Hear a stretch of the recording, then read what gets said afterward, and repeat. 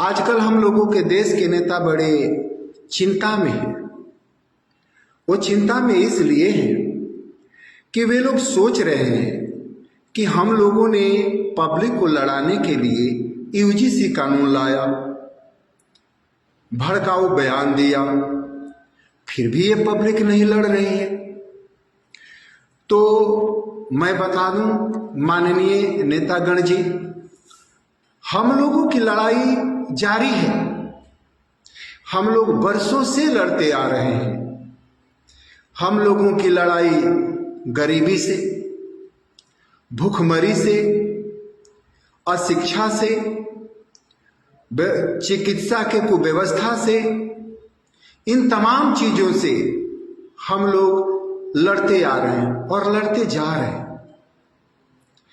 ऐसे में आप लोग कहते हैं कि आप लोग अपने गांव घर के सौहार्द को बिगाड़ो, एक जाति दूसरे पे हमला करो। तो भाई देखिए,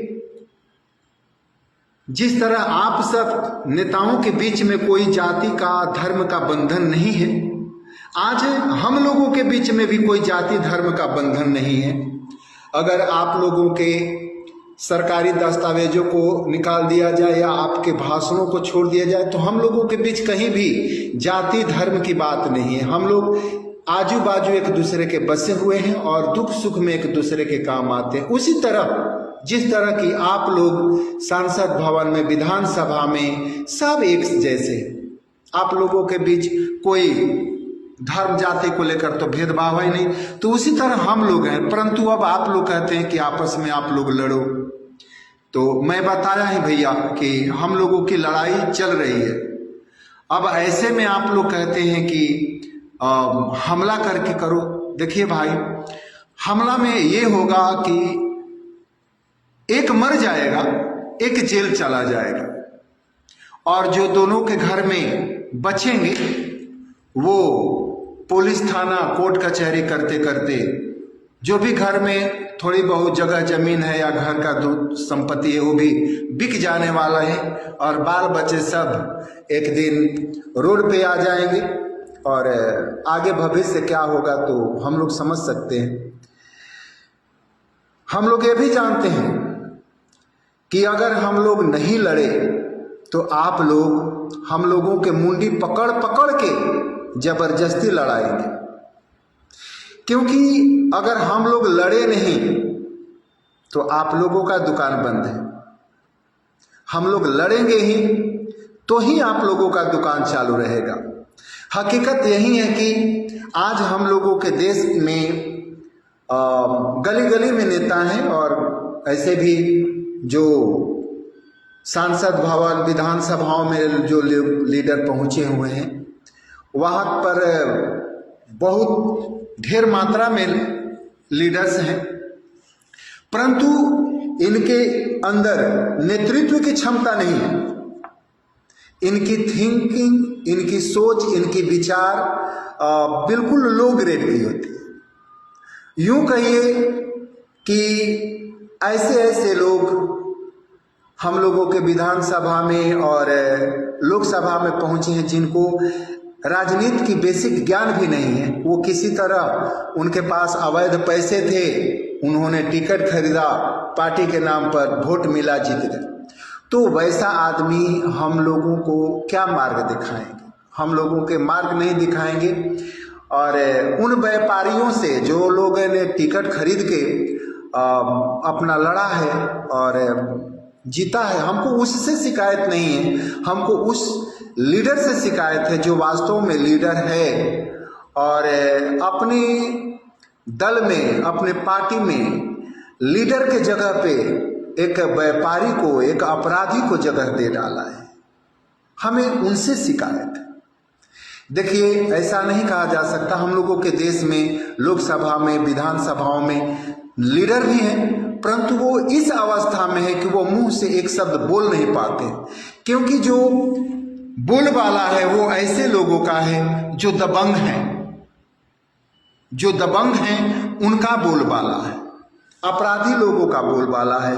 यूं कहिए तो भाई यह कहना गलत नहीं होगा कि आज हम लोगों के देश का जो लोकसभा है और देश में जो विधानसभाएं हैं, यह बड़े बड़े अपराधियों के लिए, बड़े बड़े डकैतों के लिए, यह जो है कानून से बचने के लिए सबसे सुरक्षित जगह बन गया है।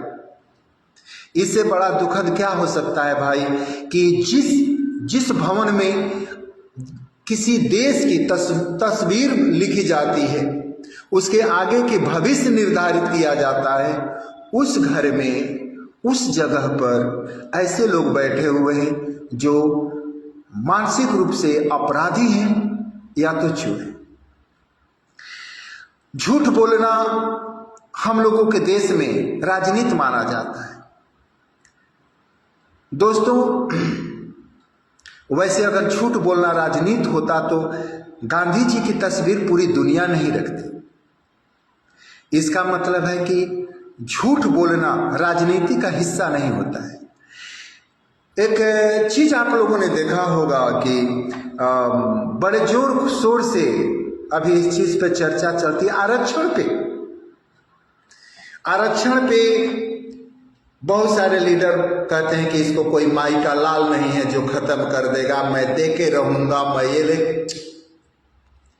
एक बात बताइए भाई, हॉस्पिटल में डॉक्टर ठेके पर, स्कूल में मास्टर ठेके पर, सरकारी ऑफिस में कर्मचारी ठेके पर, और सब संस्थाएं प्राइवेट को बेच दी गई। आपके पास सरकारी नौकरी है कहां जो आप लोगों को वहां पर आरक्षण देते हैं? आपका आरक्षण खुद एक जुमला है, आरक्षण जैसी। हाँ, आप बोल रहे हैं कि आरक्षण देंगे, लेकिन कहां? आपके पास कितनी नौकरियां हैं सरकारी जिसमें आप आरक्षण देंगे? मैं बताया ना, हॉस्पिटल हो चाहे स्कूल हो, सरकारी ऑफिस हो, सब तो कॉन्ट्रैक्ट पे चल रहा। दूसरी बात, बाकी सब तो बेच ही दिया गया। तो नौकरी है कहां? किसको आरक्षण देने की बात कर रहे हैं आप लोग? जो थोड़ा बहुत कुछ भी होता है तो ST SC OBC में बहुत सारे छात्र मेधावी हैं, प्रतिभावान हैं, वो उठा लेते हैं, और नहीं तो और उन दलों के जो अमीर लोग हैं वो उसका लाभ ले लेते हैं। तो आरक्षण गरीबों को मिलता कहां है? आरक्षण गरीबों को नहीं मिलता है। कुल मिला जुलाकर हमारा ये कहना है कि आप लोग हम लोगों को लड़ाएंगे, अगर हम लोग नहीं लड़ेंगे तो आप लोग जबरदस्ती हम लोग को मुंडी पकड़ के लड़ाएंगे। तो हम रोना नहीं रोना चाहते हैं कि हाय भगवान क्या करूं, आप लोग तो हम लोग को लड़ने के कहते नहीं। मैं दर्शक से अपील कर रहा हूं कि लड़ना तो है, चाहे आप और हम लड़े, हिंदू और मुसलमान लड़े, या बैकवर्ड या फॉरवर्ड लड़े, या नेता या जनता लड़े, ये भी हो सकता है। तो जब लड़ना ही है तो क्यों ना हम लोग अपने देश के नेता से लड़े। हम लोग मांगे, भाई आप लोगों ने जातीय जनगणना कराया ताकि आप लोगों को राजनीति करने में सुविधा हो जाए, तो हम लोगों की भला के लिए भी देश की जनगणना आर्थिक आधार पर कराई जाए। जो भी सुविधा है सरकारी, चाहे वो आरक्षण हो, चाहे एक चावल का दाना हो, अगर उसको भी बांटना है जनता में तो अमीरी और गरीबी के आधार पे बांटिए। इस चीज से हम लोग लड़ते हैं।